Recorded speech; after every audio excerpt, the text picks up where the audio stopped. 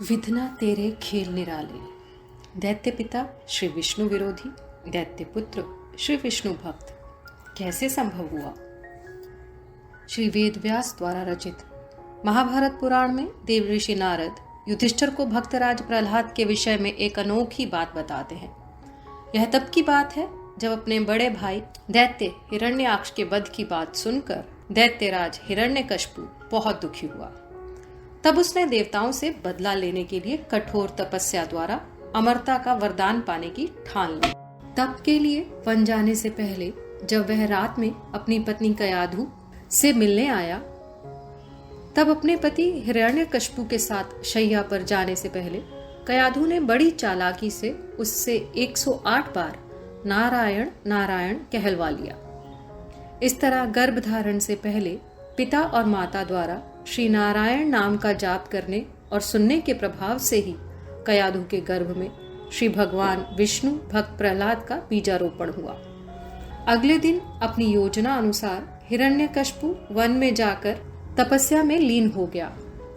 दूसरी ओर जब देवताओं को पता चला कि हिरण्यकशिपु अपने राज्य में नहीं है और वह अमर होने के लिए तप कर रहा है, तो उन्होंने दैत्यपुरी पर आक्रमण कर सभी दैत्यों को मार भगाया। अपनी जीत चाहने वाले देवताओं ने हिरण्यकशिपु के राजमहल को भी नष्ट कर दिया और आखिर में देवराज इंद्र ने गर्भवती कयाधु को बंदी बना लिया। इंद्रदेव के साथ जाते हुए कयाधु मारे डर के रो रही थी। तभी अचानक देव ऋषि नारद वहां आ गए और उन्होंने इंद्रदेव से कहा कि हे देवराज, इस निरपराध नारी को आप कहाँ ले जा रहे हैं? बिना दोष किसी के भी साथ ऐसा व्यवहार उचित नहीं, इसलिए इस सती साध्वी स्त्री का तिरस्कार न करें और कृपया इन्हें आदर पूर्वक छोड़ दें। यह सुनकर इंद्रदेव ने कहा कि देव ऋषि, इसके गर्भ में देवद्रोही हिरण्यकशिपु का अत्यंत प्रभावशाली वीर्य पल रहा है। केवल उसके जन्म लेने तक यह मेरे पास रहेगी। बालक हो जाने पर उस बालक को मारकर इसे मैं छोड़ दूंगा। तब नारद जी ने उन्हें समझाया कि देवराज, कयाधु के गर्भ से किसी साधारण बालक का नहीं, बल्कि भगवान श्री हरि के परम भक्त का जन्म होगा और संसार में वह भक्त प्रहलाद के नाम से प्रसिद्ध होगा। उसे मारने की शक्ति आपके पास नहीं है।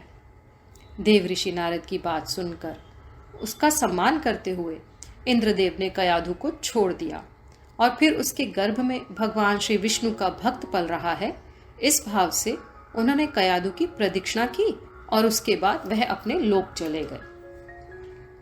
इसके बाद देवऋषि नारद कयाधु को अपने आश्रम ले गए और वहां उसे समझाते हुए कहा कि बेटी, जब तक तुम्हारा पति तपस्या करके वापस नहीं आ जाता, तब तक तुम निर्भय होकर यहीं रहो। देवऋषि नारद की आज्ञा अनुसार कयाधु उनके आश्रम में रहने लगी और वह तब तक वहीं रही जब तक हिरण्यकशिपु तपस्या कर वापस नहीं आ गया। गर्भवती कयाधु अपने गर्भस्थ शिशु की मंगल कामना से बड़े प्रेम और भक्ति के साथ नारद जी की सेवा किया करती थी। देव ऋषि नारद ने कयाधु को भागवत धर्म का रहस्य और वैदिक ज्ञान का उपदेश दिया। उपदेश करते समय उनकी दृष्टि उसके गर्भ में पल रहे शिशु पर भी रहती थी, जो गर्भ में भी उनके दिए उपदेश को बड़े ही ध्यान से सुन रहा था।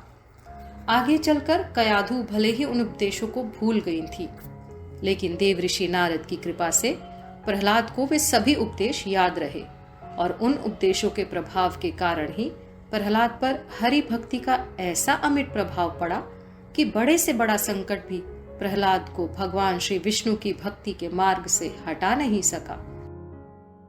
ओम नमो नारायणाय।